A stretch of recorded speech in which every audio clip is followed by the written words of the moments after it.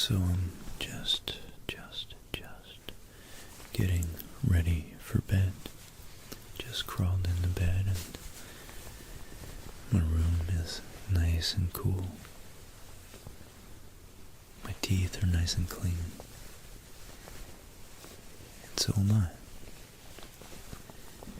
And I wanted to share with you some beautiful facts. Some of the most interesting, most amazing, inspiring, awful, maybe terrifying, maybe consoling facts about the universe that we live in.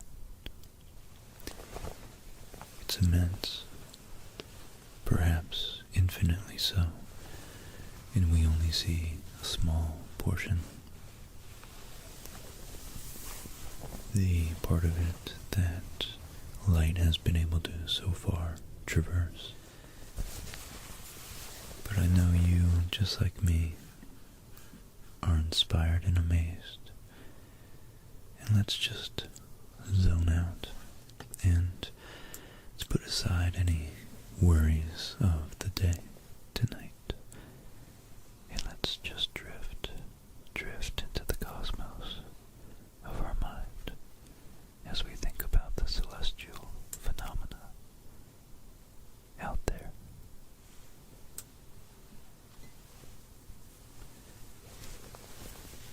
Speaking of out there, every single time you look into the night sky, you are looking back in time.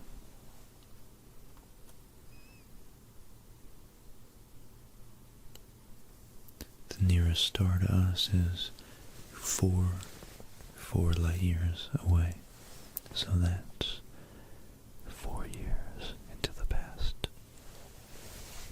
Most of the universe is over 2 million years old for us. 2 million is the age we're looking at Andromeda at. So, for all we know, 1,990,000 years ago, the massive black hole at the center of Andromeda could have exploded, and we're merely waiting for that light to reach us.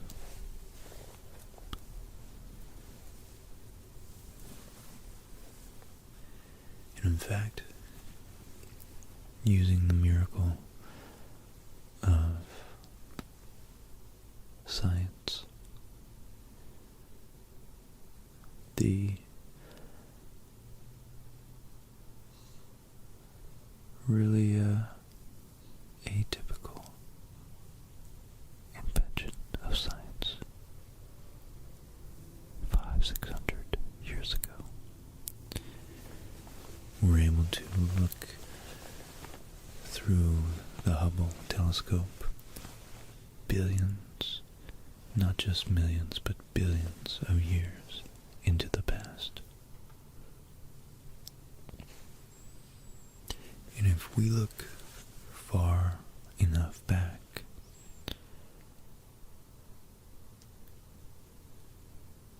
we can actually detect the cosmic microwave background. After the Big Bang, the universe was unimaginably hot. So hot that protons, individual protons and neutrons that make up the nuclei of atoms, hadn't even cooled and coalesced.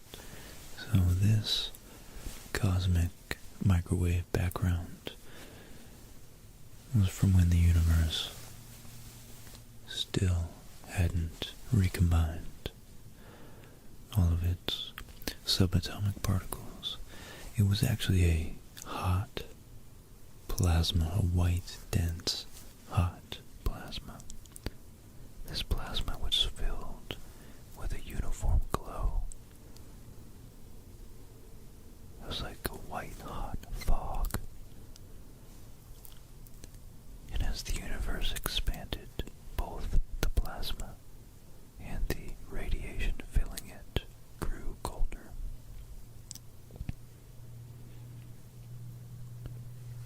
And when the universe grew cool enough, the protons and electrons combined to form neutral hydrogen atoms.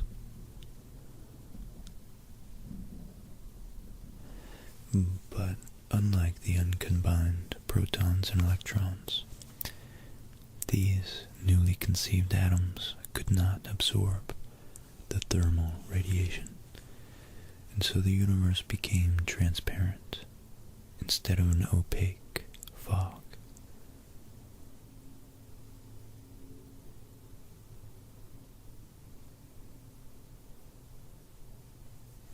This is known as the time of the last scattering,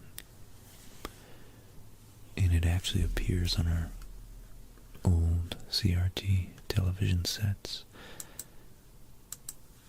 when it's tuned to a dead channel.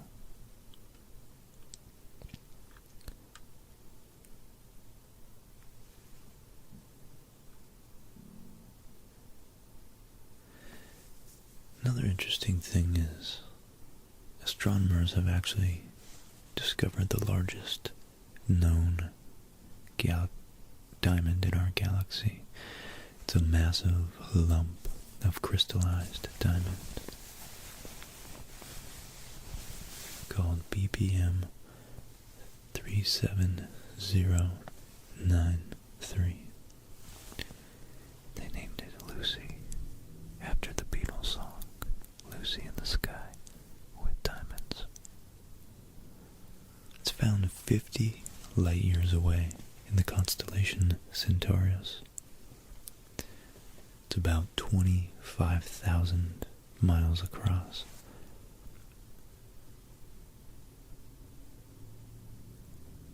So it's actually much larger than Earth. And it weighs in at 10 billion trillion carats.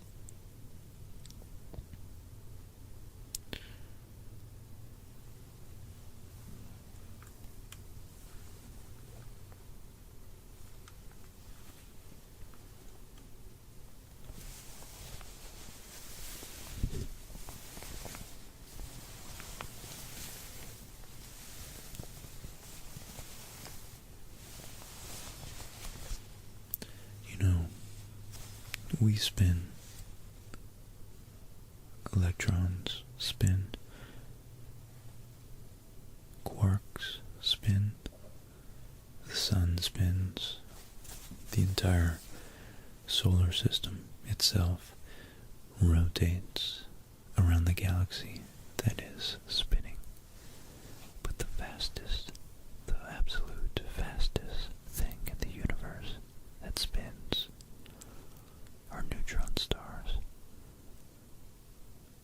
And pulsars are actually a particular type of neutron star that emits a beam of radiation which can be observed as a pulse of light as the star spins.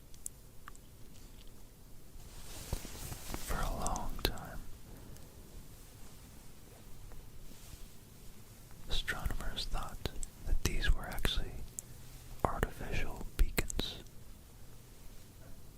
lighthouse, signposts, navigational beacons for transgalactic or interstellar aliens to organize their bearings around. But as we've begun to observe a little more in depth, we've realized that these are naturally occurring phenomena, but nonetheless, even some of our satellites orient themselves in space using these very ostentatious physical celestial phenomena.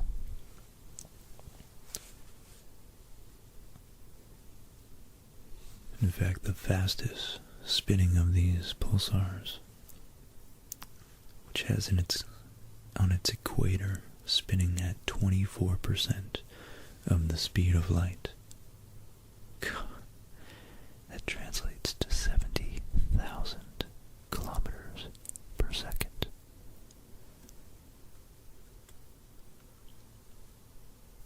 And these neutron stars, they're not just spinning fast. What's crazy is that they're so dense that a spoonful of neutron star weighs 1 billion tons. 1 billion tons. And speaking of dense objects, perhaps in the future we would be able to make black holes and then slowly absorb the Hawking radiation given off from it. If we were to collapse the entire mass of our Earth down to about the size of a marble, it would collapse in on itself eventually to become a black hole. One thing that's really, really cool to observe, if you're lucky enough to be somewhere without light pollution, is that the Andromeda Galaxy, the closest large, comparable sized galaxy to our Milky Way, is actually 6 times larger than the moon in the night sky from our vantage point. 6 times larger than the moon, than the full moon. And it's still 2 million years away.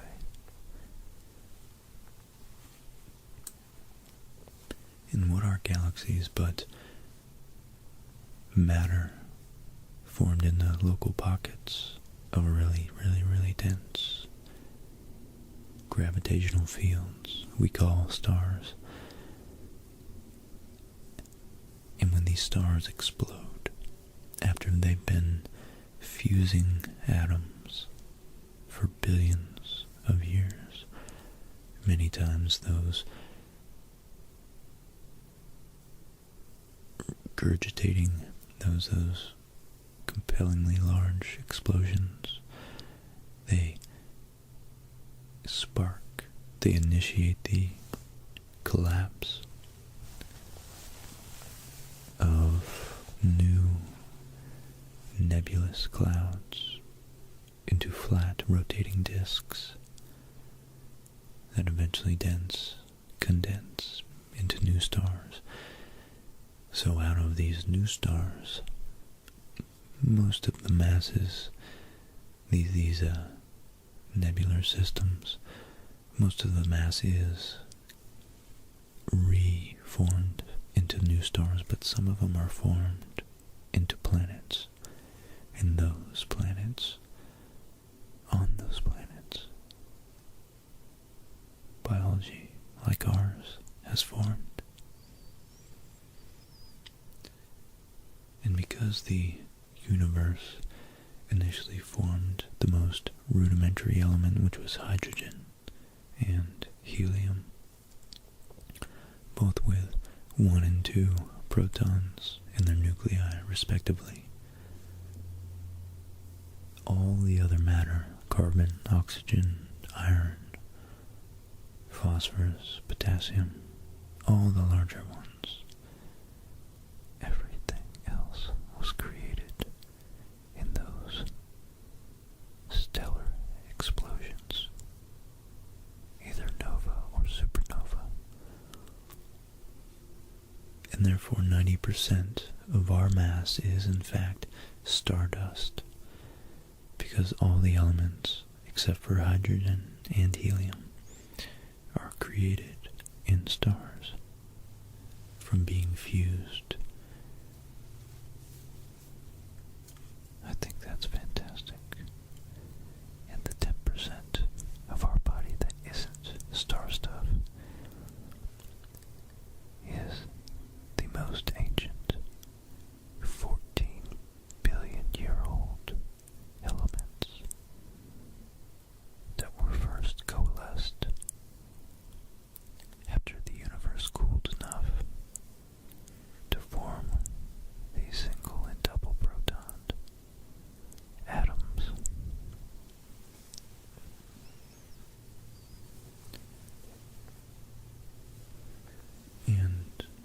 pretty, God, it's really just majestic to imagine that there will be a time, maybe 100,000 billion years from now, like 100 trillion years from now, that our universe will be so evolved and will have used up most of its material and matter in our stellar fusions. And so right now we're actually in a very special, very unique, very creative, chaotic, yet creative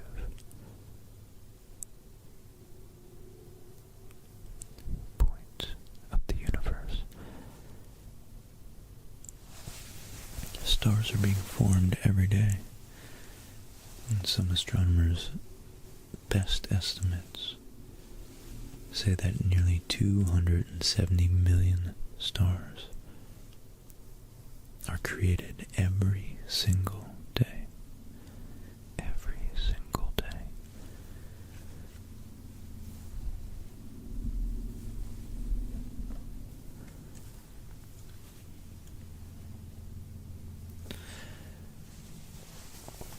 And that's why there's so many stars in our Milky Way.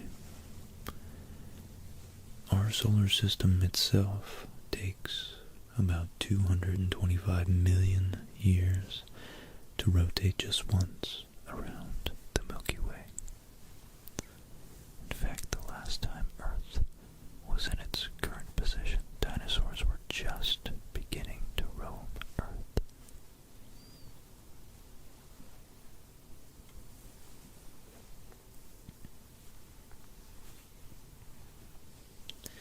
We always try to lump a lot of the dinosaurs together because the geological timescales are so immense, so hard to fathom and differentiate 20 million from 200 million years. But, in fact, the time difference between the great Tyrannosaurus rex and the plate-backed, horn-tailed Stegosaurus is actually greater than the time difference between the Tyrannosaurus rex and now. So these two animals never actually lived together.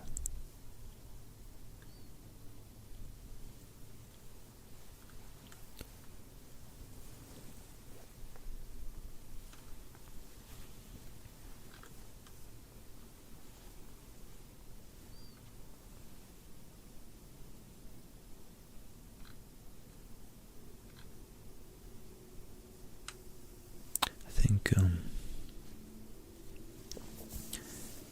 just the sheer immensity and mysteriousness of our cosmic environment, both far and near, is enough to keep us going for days. But if we turn it into ourselves, in our biology on Earth, so many just humbling, profound facts as well, such as there are more bacteria that live and work in 1 linear centimeter of your lower colon than all humans who have ever lived on Earth. In fact, it seems like by mass we're mostly bacteria, which makes you think just how dependent we are, and just how complex our biological and biochemical structures are.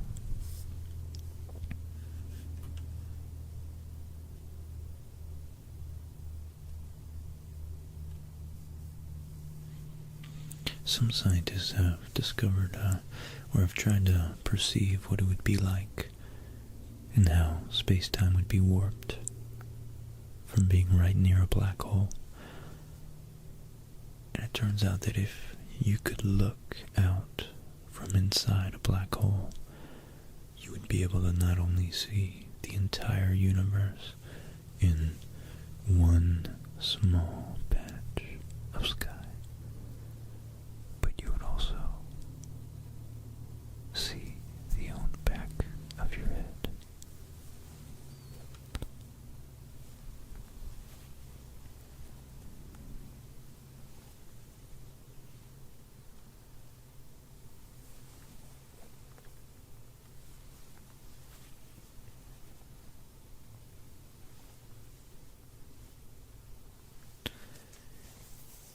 You know, another interesting thing about our Earth is that its rotation is slowing at a rate approximately 17 milliseconds a century. In the length of the day for the dinosaurs was actually closer to 22 hours. But nonetheless, it's still pretty close to our modern day. And we, no doubt, have been adapted to sleep during these cycles.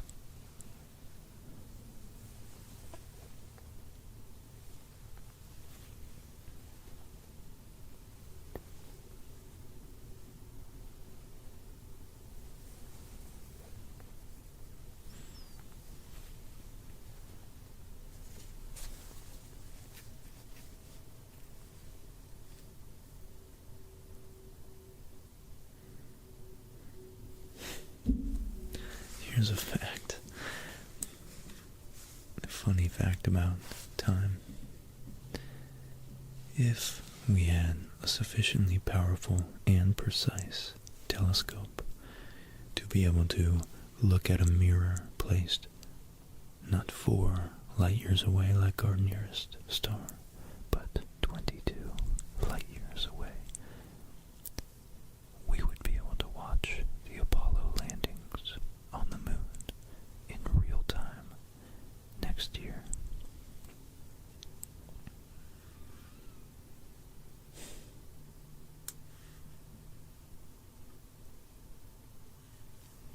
Sorry, in 2014. That would have been 44 years after the 1969 moon landing.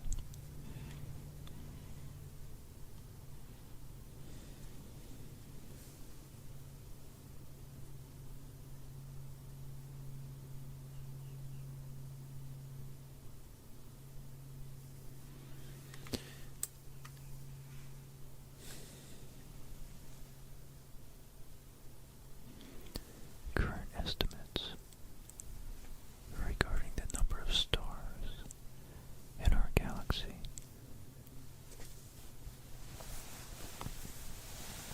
are up to 4 billion stars and up to 50 billion planets. So if even 1% of those are in the Goldilocks zone, there's possibly over 500 million planets. 500 million planets in our galaxy alone capable of supporting life.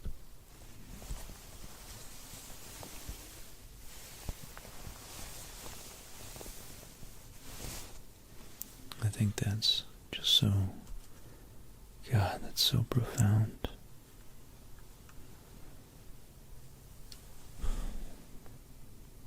Wow. You know, given enough time, hydrogen begins to wonder where it came from and where it is going. I love that.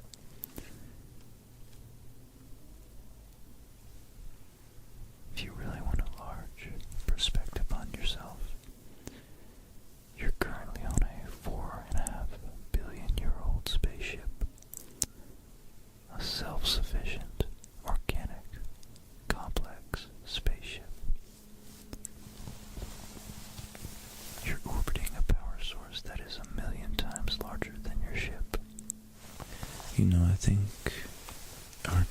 consciousness was developed out of a sense, an urgency, a need to filter out extraneous information.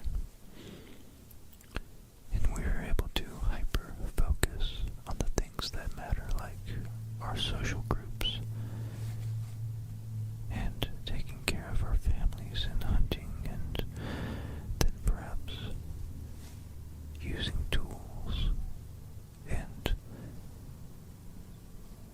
the abstract concept of tools slowly evolved. All that's to say that we can't possibly conceive of everything in the universe, but we're doing a pretty darn good job of it so far.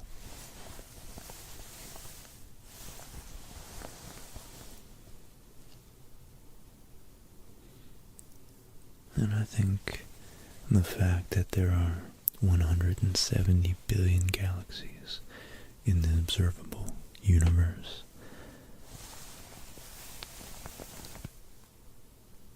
lends some credibility to the one of the things we can perceive is that there may very well be much more life out there. Undoubtedly,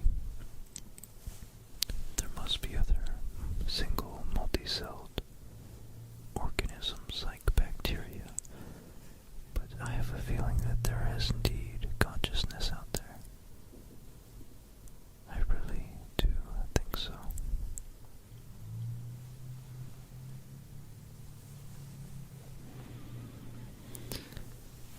Because the universe, as entropic as it is, gravity is counteracting the entropy and coalescing matter, joining it together. And there's very interesting things like our brains that have evolved, and they've evolved to such an extent that they're able to think about how they've evolved. And in fact, the human brain is the most complex object in the known universe, with 100 billion neurons. And between those 100 billion neurons, there is a quadrillion connections. And we still know very little about this organic supercomputer and how it operates. But we do know the human brain is the most complicated thing we've ever discovered. It gives us the power to form language and culture and consciousness and the idea of self and the ability to learn, sleep, dream about what we've learned. And during our dreams, it automatically, I suppose with the help of some of our subliminal conscious actions and decisions we make in dreams, helps us filter out and sift through and sort and organize the day's events to retain all the valuable lessons learned and information gained, and discard all the trivial, superfluous nonsense that we don't need tomorrow. And we even have an inbuilt model of gravity, which is pretty useful.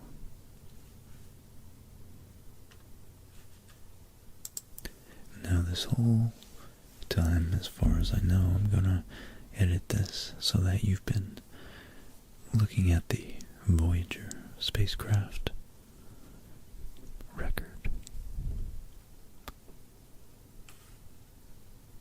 In the Voyager spacecraft, well, there's actually two. And NASA engineers actually considered more than 10,000 possible trajectories for these spacecraft, because this is our first attempt to reach out into the unknown and try our best to put our best foot forward and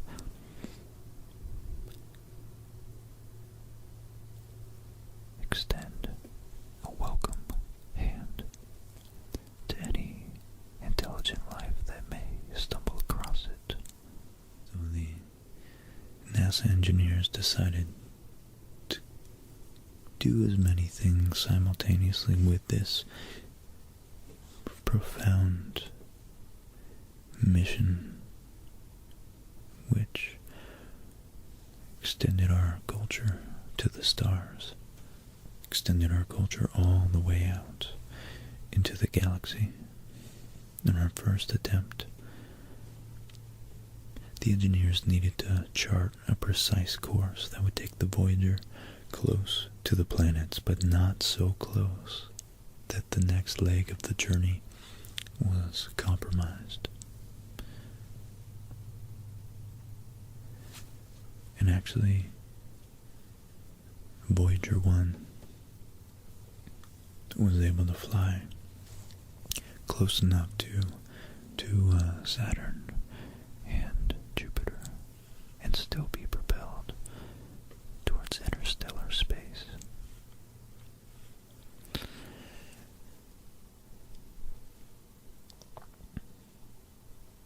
Now, in order to offer a sense of Earth's culture to any spacefarers, we at NASA included a 12-inch gold-plated audiovisual disc on the craft, dubbed the Golden Record. This disc contains a variety of content that was chosen by a committee chaired the late Carl Sagan.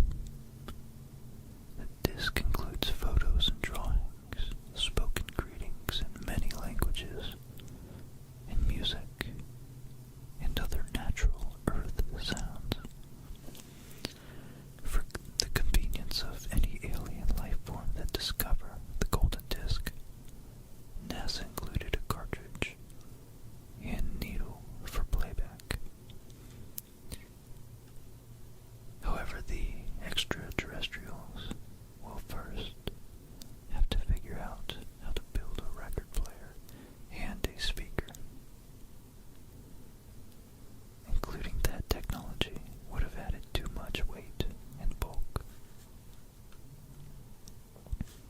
So Ann Druyan, Carl Sagan's spouse, recalled that telling humanity's story was a sacred undertaking.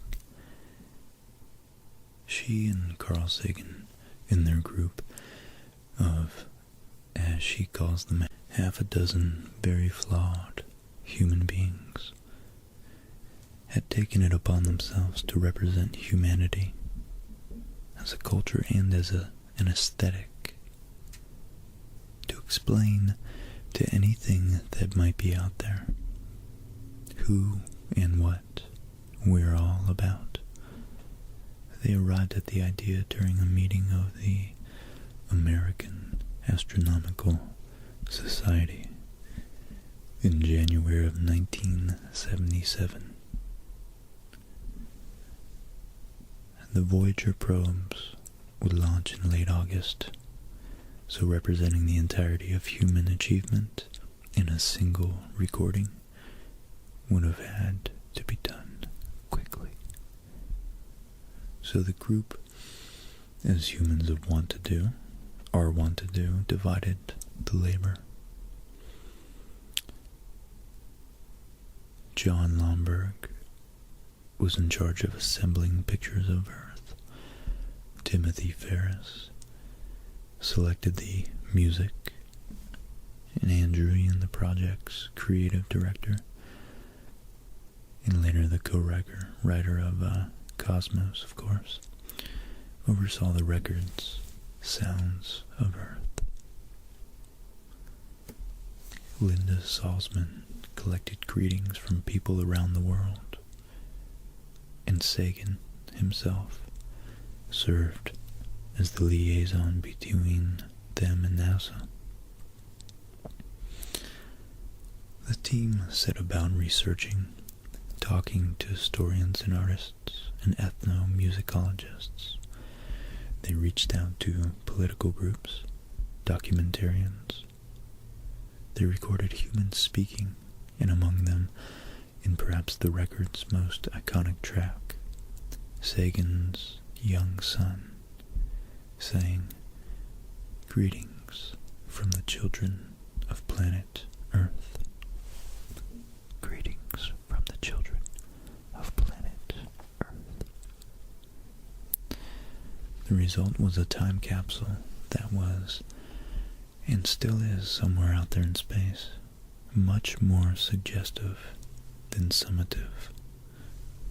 Humanity's cosmic mixtape.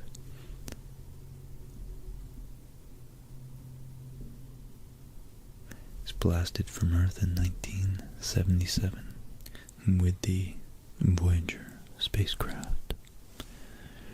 The record shares the tweetings of birds, the calls of humpback whales, and the hootings of chimpanzees. It includes Salzman's work spoken.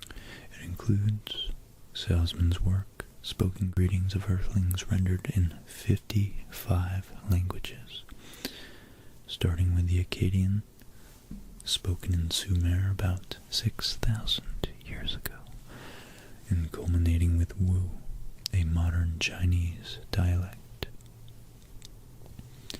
And there's 90 minutes of music, including classical tunes from cultures around the globe.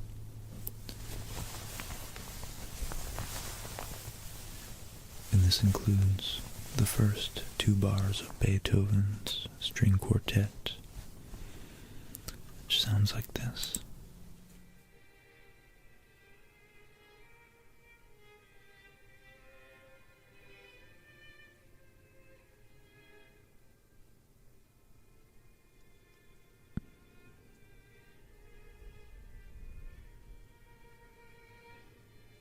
First 2 bars of Beethoven's string quartet number 13 in B flat. So the golden record is encased in a protective aluminum jacket, along with a cartridge and a needle. And both include symbolic instructions explaining the origin of the spacecraft and indicate how the record should be played. And ideally, the record is played at 16 2/3 revolutions per minute. The logic of all this is simple. It will be tens of thousands of years, if ever, before either Voyager can make a close approach to any planetary system that lies beyond our own. The spacecraft, as Carl Sagan puts it, will be encountered in the record player only if there are advanced spacefaring civilizations in interstellar space. So on the round circle, you can see it's actually binary code defining the proper speed. 3.6 seconds per rotation to turn the record. Each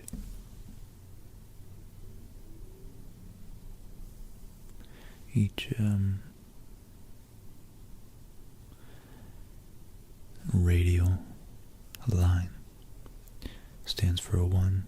Each circumferential line, or horizontal looking line, stands for a 0.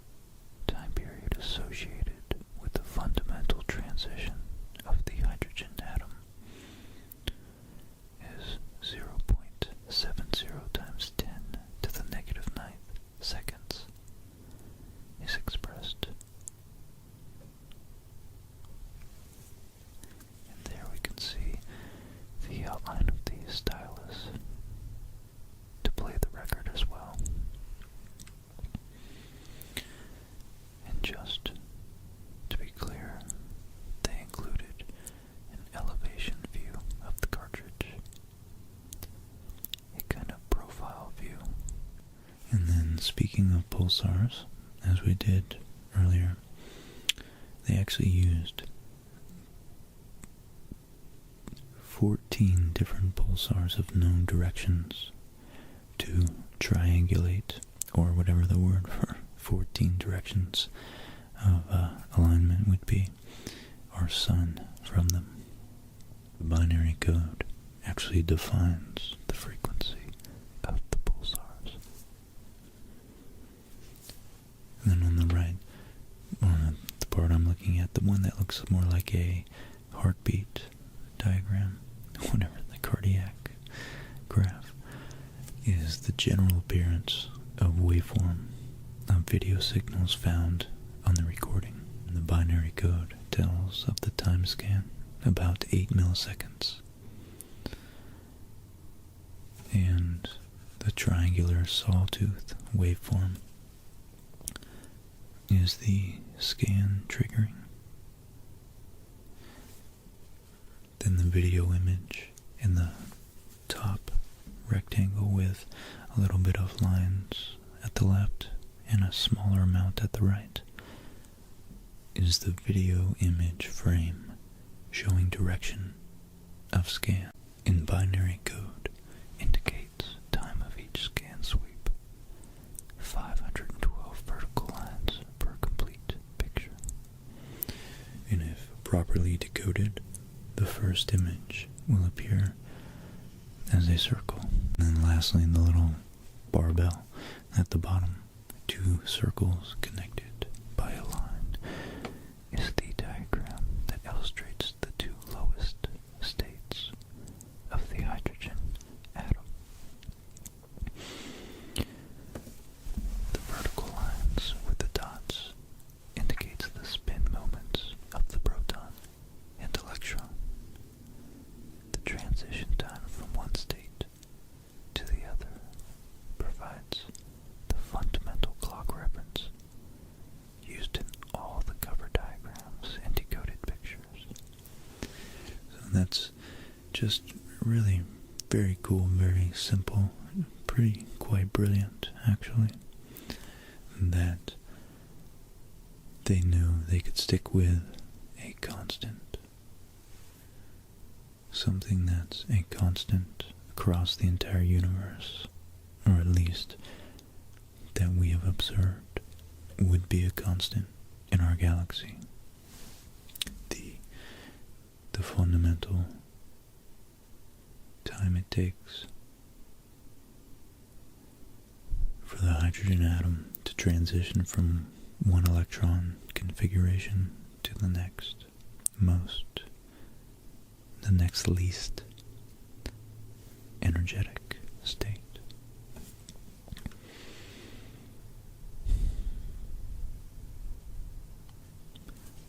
So the Golden Record carries more than English words. They carry our culture, and they carry the transcendent aspects of human existence. The art, the beauty, the ache, the joy. They offer what we have and what we are up to, and what we are to the cosmos. And to anyone who might call the same space home.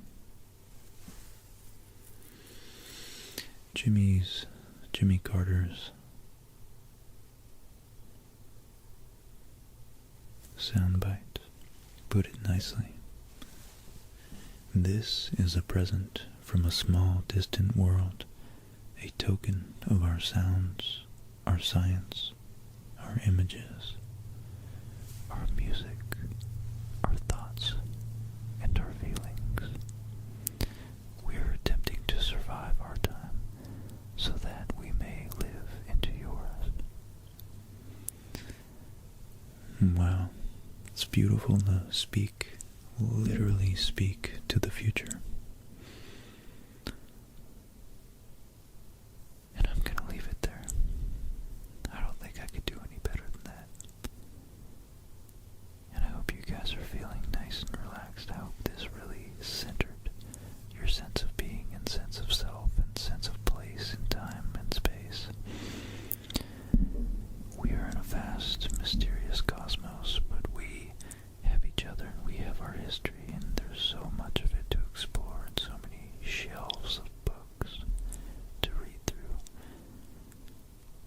as Nietzsche put it, the human life is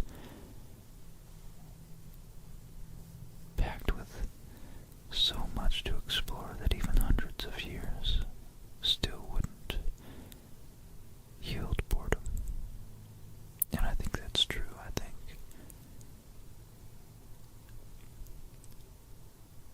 our capacity to think, discover, explore, condense and synthesize information into what we already know. The act of exploration, the act of sharing the exploits and the treasure from what we have explored and from the things that we have created from the unknown